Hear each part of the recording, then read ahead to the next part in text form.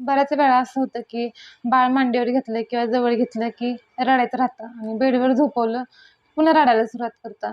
असं का बाळ करतं? असं बऱ्याच वेळा माझ्यासोबत पण घडलंय. तुमच्यासोबत कधी घडलं असेल तर कमेंट करून नक्की सांगा. तर असं का होतं? कारण ज्यावेळेस 9 महिने बाळ हे पोटामध्ये असतं, त्यावेळेस त्याला एकदम कम्फर्ट झोनमध्ये असतं. म्हणजे एकदम त्याला सुरक्षित वाटत असतं. कारण त्यावेळी त्याला आईचा आवाज, आईच्या हृदयाचे ठोके हे त्याला ऐकायला येत असतात. त्याच्यामुळे ते आईला जवळ असण्याचा भास म्हणजे फील करतं. त्यामुळे ते एकदम असं कम्फर्ट असतं. त्याच्यामुळे त्याला वाटत असतं की आपली आई आपल्यासोबतच आहे. त्यामुळे ते रडत नाही किंवा व्यवस्थित ते झोपतं. अशा वेळी काय करायचं? ज्यावेळेस बाळ आपल्याजवळ घेतलंय त्यावेळेस त्याला गाढ एकदम झोपून द्यायचं. एकदम ते गाढ झोपल्यावरतीच त्याला आपण बेडवरती ठेवायचं आणि जरी ठेवलं तरी झोपल्यावरती थोडंसं त्याला कुरवाळत राहायचं. म्हणजे काय होतं की त्याला वाटतं की आपली आई आपल्या जवळच आहे.